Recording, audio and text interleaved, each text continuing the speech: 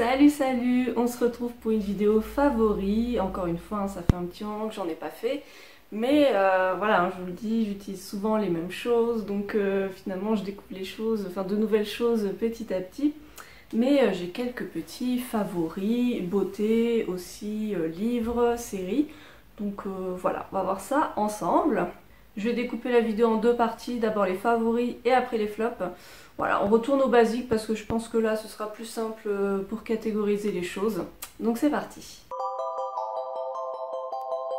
Donc tout d'abord, je vous en ai parlé, la petite fragrance de Mûre Sauvage de chez Aromazone. Oh, heureusement c'est solide, ça se casse pas. Mais avec mon pansement là du coup ça glisse, donc bref, voilà. Donc cette petite fragrance, je vous l'ai montrée dans mon dernier haul Aromazone. Et effectivement, franchement, je l'ai testée dans une petite lotion visage. Et l'odeur est sucrée, très agréable. On dirait un petit peu un bonbon. Et franchement, j'adore. Alors par contre, c'est pas un coup de cœur, les flacons de 2 ml comme ça. Vous savez, les Cody-Gouttes de chez Aromazone, quand il en reste pas beaucoup en fait dans le flacon, ça a du mal à sortir. Et là, comme c'est un petit flacon, bah en fait ça fait le même effet, donc c'est une galère pour faire sortir les gouttes. Donc voilà, je pense que je ne prendrai plus ce genre de conditionnement, même pour tester, parce que c'est la galère. Mais franchement, c'est sûr, je vais la racheter en grand format quand j'aurai les sous, parce que là actuellement, c'est pas trop le cas. mais ouais, gros coup de cœur. On passe maintenant à un partenariat. Il y a la marque Arganoble qui m'a proposé de m'envoyer 2 produits gratuitement. Si vous voulez, pour moi, c'est toujours sympa de pouvoir tester des nouvelles choses, surtout avec mon petit budget. Donc j'ai testé en fait chez eux l'huile d'argan, vu que voilà, Arganoble, ils font de l'huile d'argan. Donc c'est leur produit phare. Et aussi un petit savon saponifié à froid. Je vous mettrai une photo parce que bon bah là voilà, il est bien entamé. C'était quand même un savon assez gros.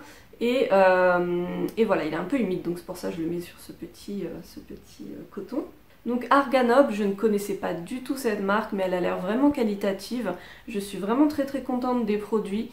Et encore une fois, voilà, j'ai aucun, je gagne rien à vous dire que c'est génial si ça ne l'est pas. Je vous dis, je suis ni rémunérée, ni rien du tout. Il n'y a pas de conditions particulières, hein. C'est juste que vraiment, j'ai aimé les produits. Leurs produits sont 100% bio et naturels. L'huile d'argan, elle provient du sud du Maroc. Elle est produite par première pression à froid, ça c'est très important pour les huiles végétales, si elles sont première pression à froid. Elles sont bio, il y a le petit logo Cosmos Organique et c'est fait de manière 100% artisanale, c'est des produits qui sont faits à la main. Le flacon est en verre ambré, donc voilà, avec une petite pipette comme ça. Et donc voilà, très pratique. L'huile, alors l'huile d'argan, j'ai pas l'habitude d'utiliser de l'huile d'argan. Donc je ne pourrais pas comparer avec d'autres marques, etc. En tout cas, l'odeur est très agréable, je trouve qu'elle est très agréable. Moi j'utilise surtout en sérum le soir, donc sur le visage, le cou, le buste, la poitrine, vraiment partout. Parce que du coup ça a des vertus anti-âge et c'est un très bon produit nourrissant, de bonne capacité nutritive pour la peau.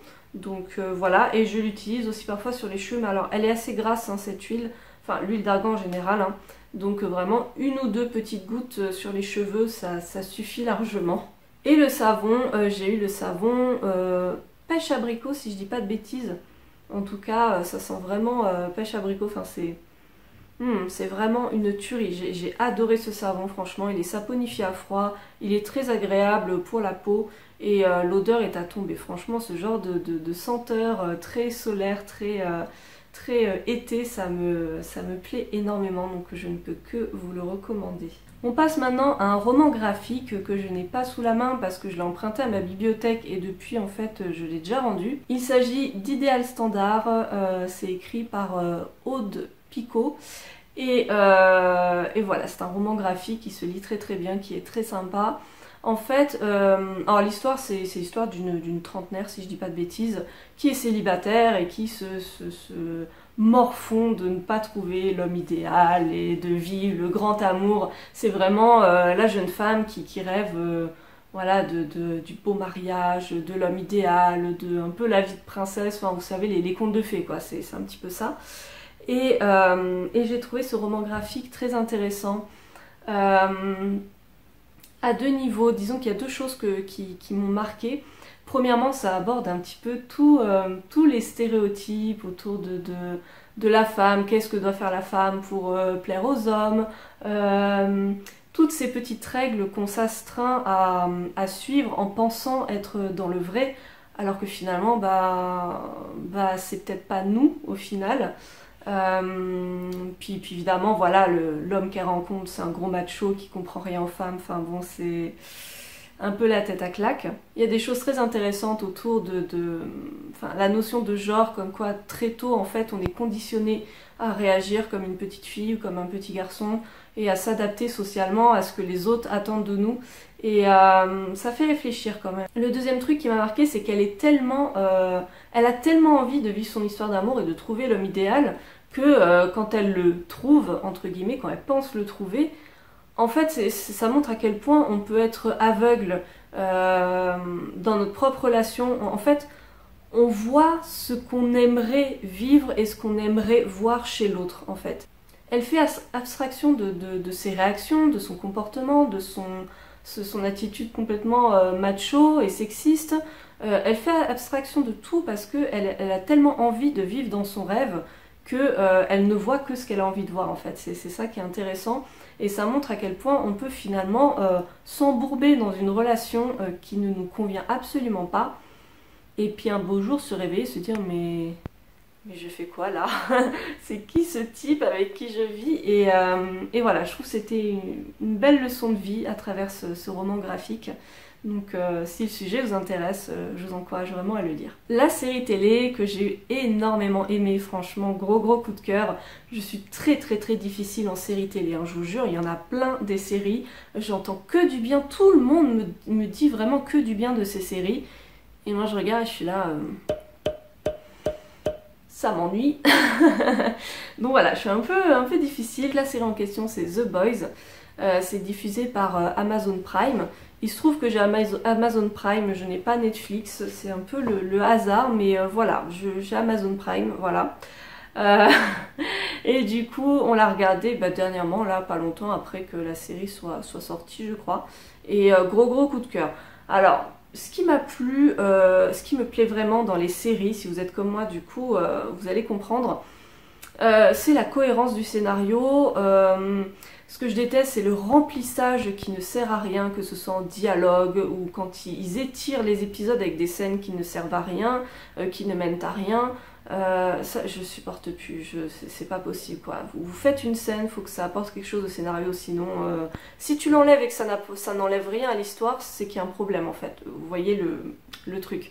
Et donc dans The Boys, non seulement l'histoire est vraiment intéressante, en fait c'est un monde où il y a des super-héros. Ça donne une vision très réaliste du monde tel qu'il serait s'il y avait vraiment des super-héros, puisqu'il se trouve que dans ce monde, les super-héros sont plus des stars. Il y a comment dire, un environnement marketing derrière où on fait attention à comment ils sont représentés dans les médias, qu'est-ce qu'on va dire sur eux, donc il faut qu'ils fassent hyper attention à leur image, à ce qu'ils disent devant la caméra, quitte à mentir.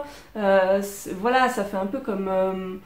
vous savez, ce qu'on nous montre sur les hommes politiques, voilà, de leur apparence, de leur sourire, de les mots qu'ils choisissent, tout est contrôlé en fait. Et ça montre l'envers du décor. C'est un gros monde d'hypocrites, mais moi je pense que si notre monde avait des super-héros, je pense que oui, ce serait comme ça en fait, c'est qu'une histoire politique. Et aussi, on peut dire, une deuxième façon de résumer la série, ce serait qu'est-ce que serait le monde si on avait un Superman maléfique, vu qu'il y en a un des super-héros qui a les pouvoirs de Superman, mais qui est assez, on va dire, c'est pas genre il est méchant, mais il est totalement égocentrique et un petit peu psychopathe, on va dire, ou en tout cas sociopathe, enfin je sais pas comment on dit, mais il a des problèmes dans sa tête. Donc qu'est-ce qu'on ferait si on avait un type totalement invincible, mais incontrôlable et pas avec de bonnes intentions quoi. Et ouais, et du coup on s'ennuie pas du tout, vraiment, il y a plein de rebondissements, chaque scène je trouve est cohérente, donc ça me plaît. Le dernier favori que vous ne voyez pas directement mais qui est utilisé en ce moment, c'est ma ring light avec laquelle je filme actuellement. Donc une ring light, c'est tout simplement un éclairage en cercle comme ça. Et voilà, ça fait un peu fureur sur YouTube, tout le monde en achète. Et c'est vrai que je me suis tournée vers ça parce que c'était quand même assez qualitatif en termes d'éclairage. Donc voilà, j'ai encore un peu de mal à la régler, hein, donc désolée si ce sera pas toujours extraordinaire dans les prochaines vidéos, mais j'essaye. Et voilà, je pense que ça va être beaucoup mieux pour vous, surtout qu'en ce moment, bah voilà, on est en automne-hiver, je rentre le soir, il fait nuit, donc typiquement si j'ai pas un bon éclairage, voilà. Je sais que une de mes dernières vidéos là sur les bivraps, il y a des moments où l'éclairage était tellement pourri, j'essaie de retoucher ça derrière, mais enfin voilà. Là je me suis dit non, il faut que je m'achète un éclairage, donc donc voilà, j'ai économisé, ça fait longtemps que j'économise et du coup je suis très contente de mon achat. Je vous mets le lien en barre d'infos pour que vous puissiez voir laquelle j'ai acheté, mais après est-ce que c'est la meilleure, je ne sais pas. En tout cas elle me convient, c'est sûr. On passe au flop, c'est pas des très gros flops, mais quand même je trouve intéressant d'en parler. Le premier, c'est cette brosse à dents de la marque Hydrophile. Je vous l'avais montré un petit peu sur Instagram. Ça fait un petit moment que je l'utilise, je pense d'en faire 4 mois, un truc comme ça. C'est une brosse à dents en bois que j'avais reçue dans une Nuo Box, vu que j'étais abonnée l'an dernier. J'étais très contente de la recevoir parce que ça faisait longtemps en fait que je voulais une brosse à dents un peu plus écolo, vu que j'étais restée sur les brosses à dents voilà, de grande surface en plastique. Et du coup le bois, bah, c'est plutôt intéressant parce que je crois que du coup il suffit de couper les poils à ras et puis vous pouvez la mettre au compost ou un truc comme ça. Je sais pas si ça va se voir, mais là en fait ça fait vraiment... On se rend pas compte, hein, mais ça fait vraiment un rebord assez épais.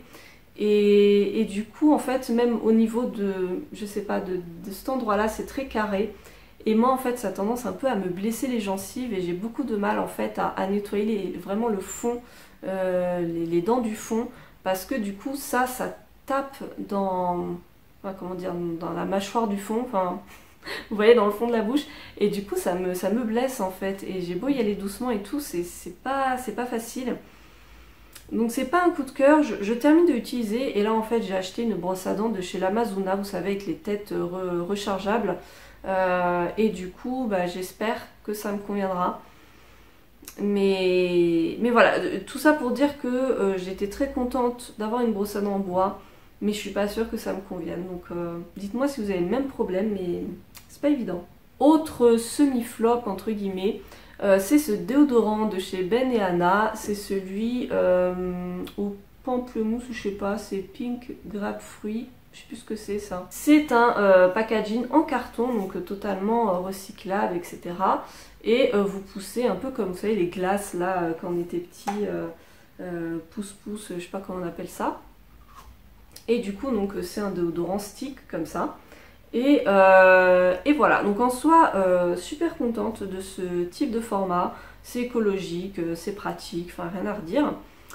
Sauf que c'est vrai qu'au fur et à mesure des utilisations, bon, ça s'abîme un petit peu. Bon, c'est pas méchant, hein, mais voilà. Le truc que j'ai moins apprécié, du coup, c'est son efficacité. En tout cas il n'était pas du tout efficace, donc assez déçue. Je suis pas sûre que ce soit bio, en tout cas la compo est totalement clean et saine, donc pas de souci là-dessus. Juste voilà, celui-là en particulier n'était pas très efficace, peut-être que parce qu'ils ont toute une gamme, donc peut-être que les autres le seraient plus. Le truc aussi que je n'ai pas du tout apprécié, c'est que normalement, c'est ce qui est indiqué là, un des problèmes c'est qu'il s'effrite, j'en ai partout du coup, et c'est comme ça toute la journée quand on l'applique. Mais du coup, donc premier problème, donc il vous l'explique là sur le petit packaging, normalement vous devez le maintenir quelques secondes sur votre peau avant de l'appliquer pour qu'en fait il se réchauffe et que du coup il s'applique plus facilement, vous voyez, mais c'est un petit peu chiant. Du coup moi ce que j'ai trouvé comme astuce c'est juste le passer vite fait sous l'eau et puis l'appliquer humide et là c'est parfait. Le problème c'est que quelle que soit la méthode qu'on utilise, ben voilà ça s'effrite en fait au cours de la journée, ça s'effrite et voilà enfin, quand on est en débardeur genre l'été, ben voilà quoi, ça fait des petits bouts qui s'effritent donc c'était pâté, je suis pas très fan. Dites-moi si vous le connaissez et si vous l'avez aimé, mais moi non, je rachèterai pas, c'est sûr, je vais le terminer, enfin j'ai trouvé un moyen de le terminer, mais je rachèterai pas, c'est sûr. Et pour rester dans les déodorants, je vous en ai parlé sur Instagram, mais j'avais testé donc le zinc ricinoléate de chez Aromazone. C'est une nouveauté qui date, je sais plus, de ce printemps, un truc comme ça. C'est donc un agent déodorant voilà, qui a des propriétés pour absorber naturellement les odeurs. Et voilà, donc tout ce qui va être justement déodorant un petit peu baume, stick, ce genre de choses. J'ai testé une recette, je ne trouve pas qu'il soit utile tout seul. En tout cas, tout ce qui est été, forte chaleur, période de sport et compagnie, ce n'est pas assez efficace. Je pense qu'il faudrait lui associer du farnesol lémonester. Mais en fait, le problème, c'est que je me dis, si le farnesol lémonester tout seul suffit, pourquoi est-ce que je viendrais rajouter ça en fait? Donc voilà, c'est pour ça que c'est un peu un flop, parce qu'un agent déodorant, c'est censé se suffire à lui-même, ou en tout cas voilà, quoi, si vous voulez rajouter des huiles essentielles ou du bicarbonate, c'est censé suffire, mais là... je vais pas rajouter 3000 trucs pour que ce soit efficace. Hein. Donc bref, je testerai d'autres recettes, voilà, on verra. Mais dites-moi vous, si vous l'avez aimé, si vous l'avez testé. Voilà, moi j'ai un peu de mal avec ça, mais on n'a pas tous le même ressenti par rapport aux déodorants. Parfois il y a des déodorants que je vais adorer, mon copain pas du tout, et voilà. Voilà pour ces favoris flops, j'espère que ça vous aura plu, que ça vous aura aidé un petit peu dans vos choix d'achat. N'hésitez pas à me dire vous si vous avez testé ces produits, ce que vous en avez pensé, ou qu'est-ce que vous me conseillez d'autre par rapport à ce que je vous ai présenté. Voilà, bah, sur ce, j'espère que votre automne se passe bien, que vous n'êtes pas trop frigorifiés. Nous en Ile-de-France, bon, ça va encore, mais ça commence un petit peu à piquer. La prochaine fois sur la chaîne, je vous publierai une recette de crème pour le visage avec un émulsifiant que je n'ai jamais présenté sur la chaîne. Et franchement, c'est une belle réussite. Donc voilà, je pense que ça va vous plaire. En attendant, je vous fais plein de gros bisous et je vous dis à très bientôt. Salut!